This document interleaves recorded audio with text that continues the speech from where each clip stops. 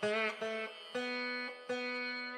you consent to having this interview published or submitted to the university as part of my research and publicly on my YouTube channel, Pradeep Maduri, and social media in the future? Yes, please. With as long as you tag us, tag my projects. All right, thank you very much for that. I'm a filmmaker, first and foremost. I do mostly direct and produce.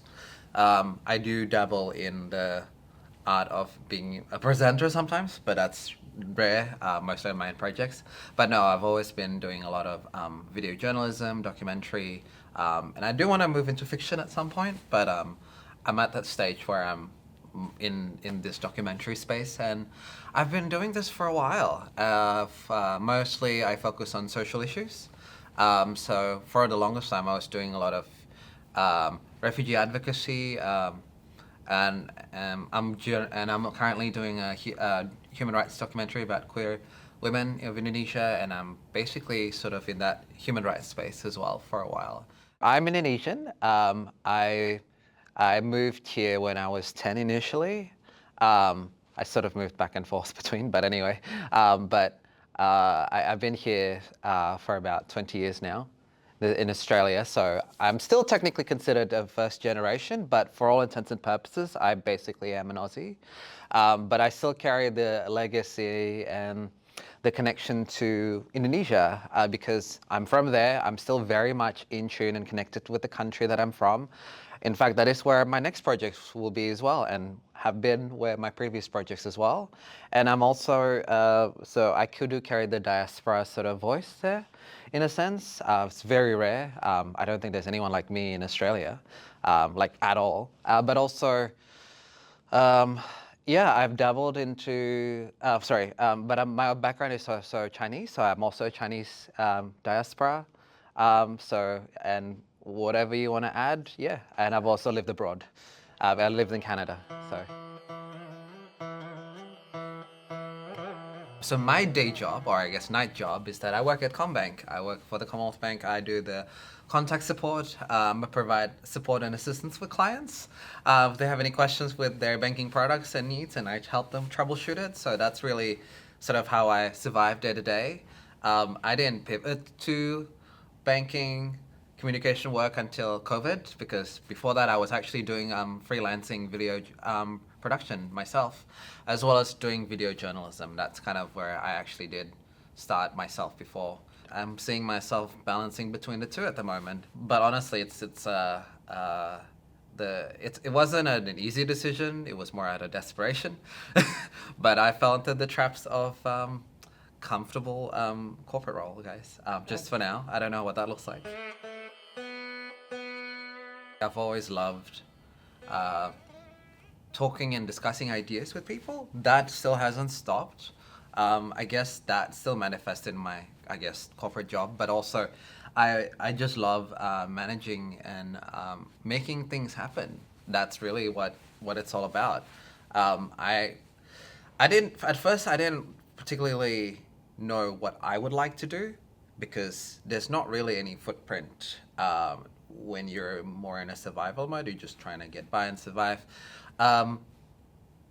My particular experiences in my life, coming from Indonesia and then living in Australia and then living in Canada and coming back, it's quite a tumultuous one.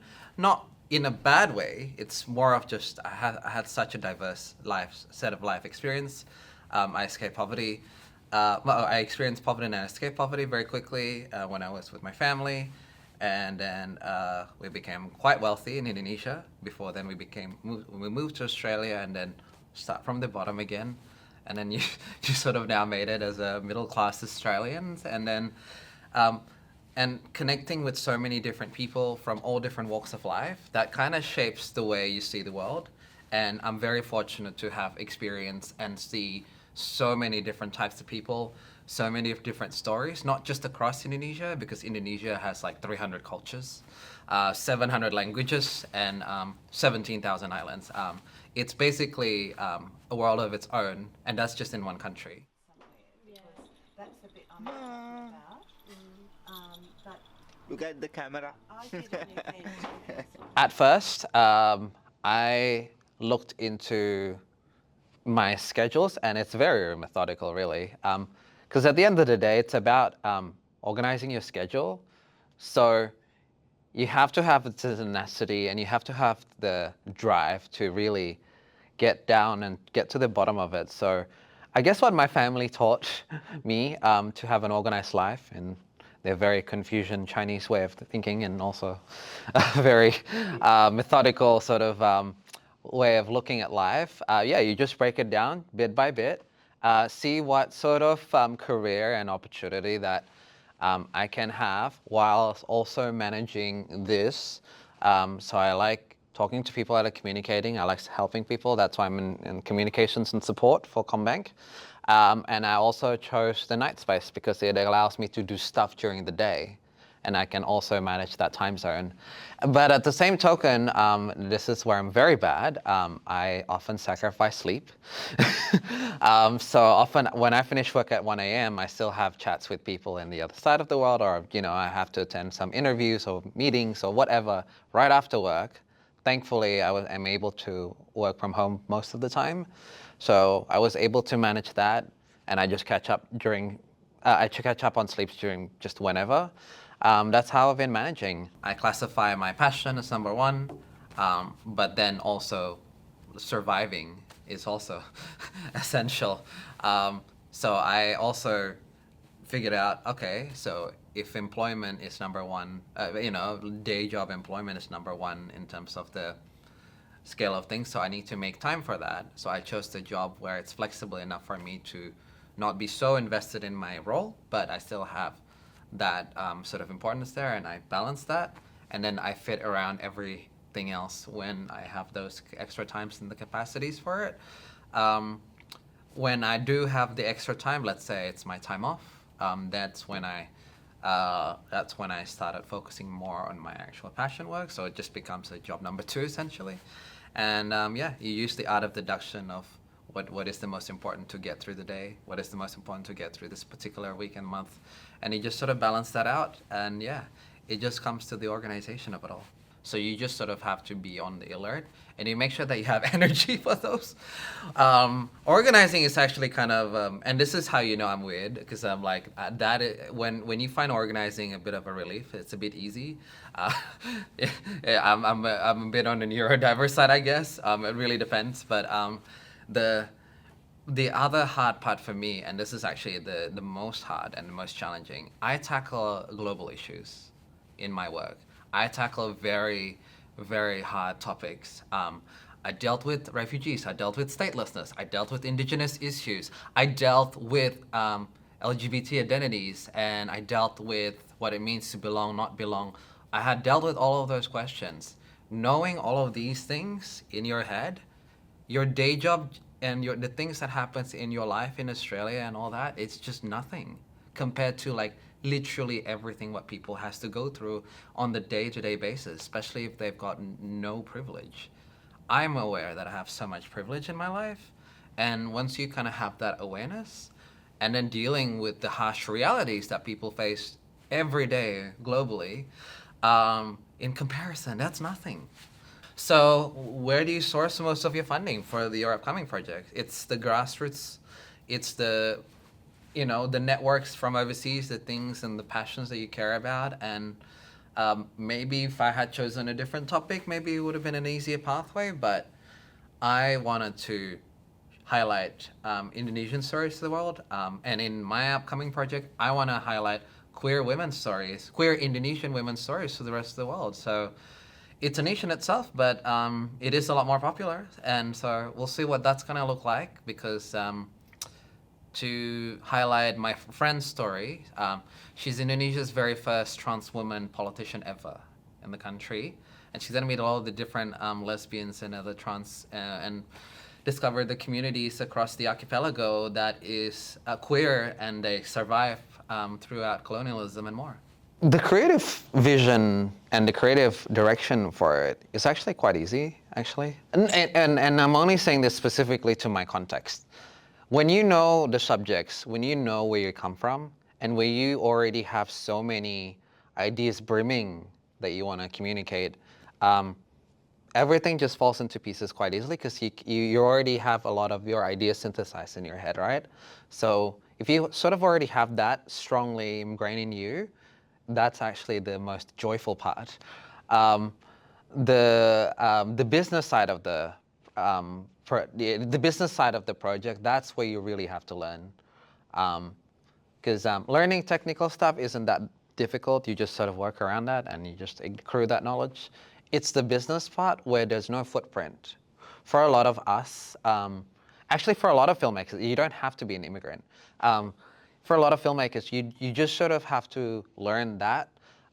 What people get taught in film school, especially on the production, the business side, that is one theory, but in reality, it's you need to be extra. First of all, you definitely need to be extroverted. I don't really see how you can be an introvert doing this at all, unless you're just the very lucky artist. But anyway, you need to build those relationships. You need to foster that. You really need to learn the politics of it all, and that is actually something that's very, very difficult. I think I came from a family that's particularly a very disciplined and organized people, but also very extroverted and very down to earth.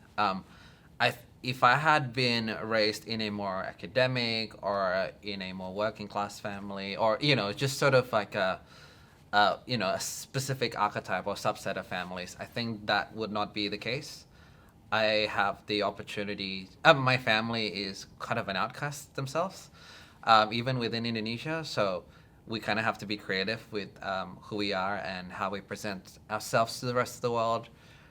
We learn how to adapt to our environment. We experience a lot of discrimination. I also experienced multiple faiths and religions when I was growing up. So that did shape of how expansive my experiences were. And I'm not talking about this in terms of privilege, although it is a privilege to experience multiple cultures and whatnot. That doesn't always come across as that when you come from countries like Indonesia, because you often face a lot of flags and discriminations from many sides. I don't actually receive a lot of that freedom to be just who we are until we moved to Australia when we had the opportunity.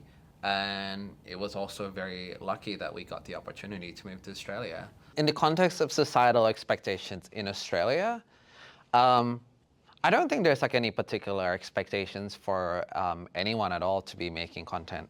At least in today's day and age, the creative industry in Australia is effectively dead.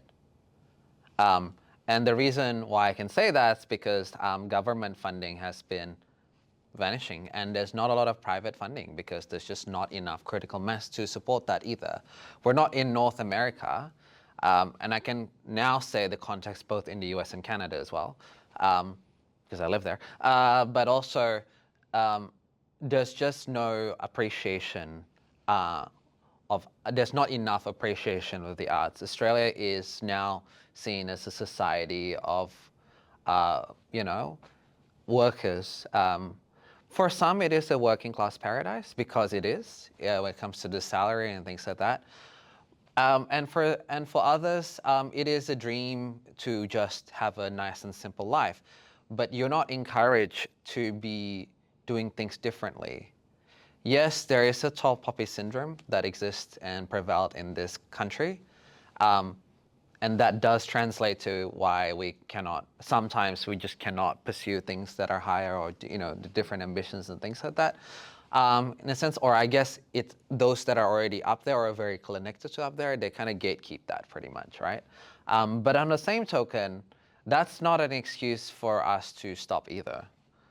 Because at the end of the day, if you want to get things done, if you want to make a statement, you just got to do what you got to do. And I guess that is the immigrant mindset that we still have.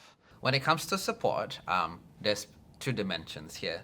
I guess when it comes to I guess this is where I can say I'm very lucky. Although my family doesn't understand what I do, because a lot of immigrant families don't, they do respect, and they give me the space, and they gave me the financial capacity, not in terms of like funding my projects, not really, but like in terms of me not having to live elsewhere, you know, and also, you know, just being there as a parent and just supporting your child, making and doing different things. At the same token, you don't want to be like languishing and just doing nothing. You still need to make a good living, so that's why you still have a corporate job. But at the same token, yeah, that is I felt nonetheless I felt supported by my family in their very special way. It's not like an Australian. I guess it's not like an Anglo-Australian family. Maybe it is a different conversation of how your dreams get endeavored or supported. Our version of being supported is just having the basics covered. Basically, that is that. And the other dimension, I think, is that over time, the more you network, the more you make friends, and the more you sort of know the different people from different walks of life, the more supporters and friends and the people that matter the life that you build. And that also becomes another dimension of support, whether it's mental, whether it's emotional, whether it's just like professional sort of support that can come from other people, especially with the ideas, especially if they believe in your ideas and what you want to pursue. Or in my case, I do a lot of human rights. I do cover a lot of human rights topics and issues, and that actually kind of makes it quite interesting, and it builds a lot of diverse networks that I never would have thought I expected to. I would love to keep doing what I'm doing. I would love to somehow get my passion for storytelling, for amazing stories, amazing filmmaking to be aligned, and I want to continue that, and I want to be very serious about it. But maybe I'm in the cusp of it at the moment. Maybe I'm at that stage where I'm maybe about to be doing something very big, but I'm not sure. The current project seems to be indicating that, but I don't know. I don't know what the global reception would be for a topic like this. But at the same token, I'm also not that young anymore, and I'm in my early 30s. So like, I think if it doesn't work out in the next few years, then I'm gonna have to start accepting my fate and just live a simpler life until I figure out what that looks like. I don't want to kill the dream, but I'm also realistic about where things will be, because yeah, I'm no longer at that. I think when you're in your early 20s, even now, you're still at the age where you can make a lot of mistakes, do a lot of different things. But at some point, your parents are getting older, and they do become more reliant on you, and that is something that you have to take into account when it comes to being in an immigrant, especially Asian immigrant family. But also, there's all these different factors, you know, personal things that change in your life. So at some point, if you have the room and the capacity, go figure, be as crazy as you want, but also start looking into your circumstances in life and see how you should be more responsible when it comes to managing that. That is where I'm at. We are a generation that are facing, the first generation in global history that are facing a lot of setbacks. Our parents are richer than us. I guess collectively speaking, I'm not talking specifically about our parents, but in a collective sense, millennials and Gen Zs are poorer than our parents or our older counterparts.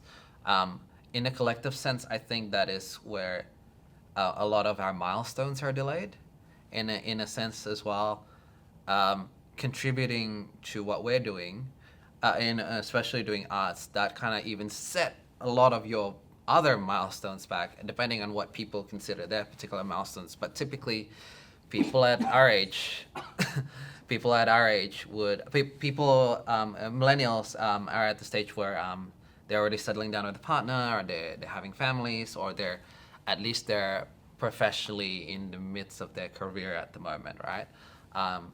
I feel like I'm starting over and over again with what I do. I feel like I'm at the bottom again, but at the same token, I have grown wiser. I've learned how to set boundaries. I learned what to do and what not to do. I've also learned what topics and interests that I can pursue, because at the end of the day, it's also a journey.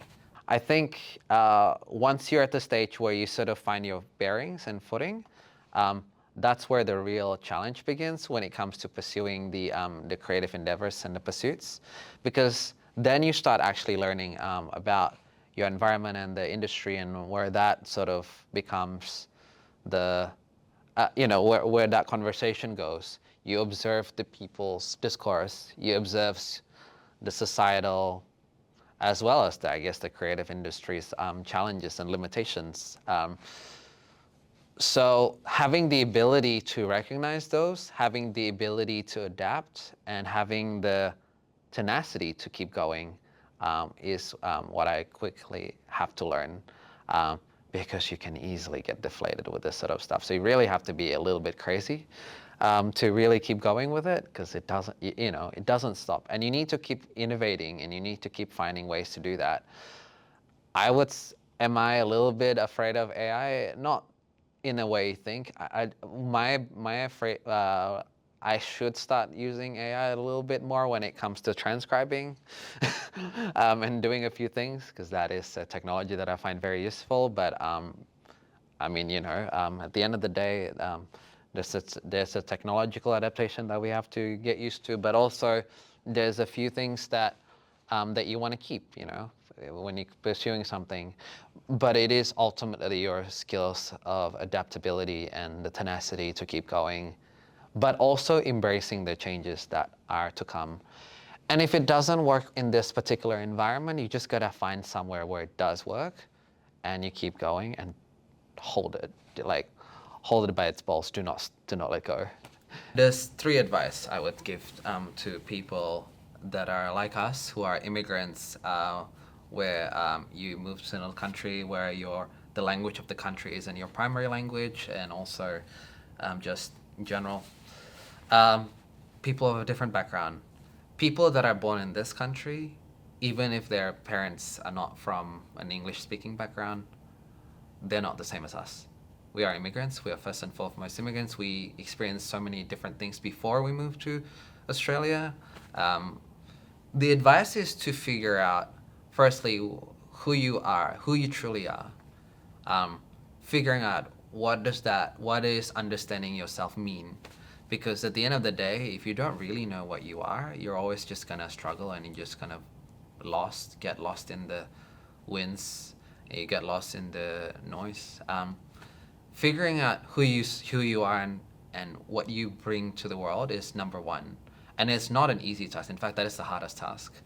Because at the end of the day, the journey of figuring that the self is gonna take, for some people, it's gonna take only like 5 years. In my case, it was that long because I already know who I was. But it might take people their whole lifetime. Once you then get the hurdle of once you sort of accept that you're in this journey, you don't have to know who you are completely, but you need to accept that, I'm in this journey of figuring myself out. That's your number two, is to figure out what your ability and your resilience, because life will just kill your passion, always. And I'm not saying that the specific brand of capitalism that Australia has will kill your passion. You just gotta put the work, man. Like, if it's gonna happen, then you have to make it happen, or else it's just not gonna happen, because no one's gonna back you up. You're alone with your idea. You need to find, and you need to keep going with where that will make sense. If it still doesn't make sense in multiple communities, then you need to start doing your own reflection.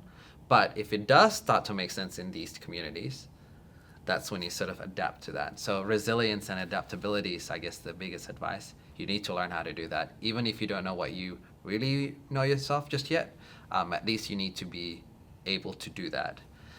The other big advice, number three, I guess, is also understanding the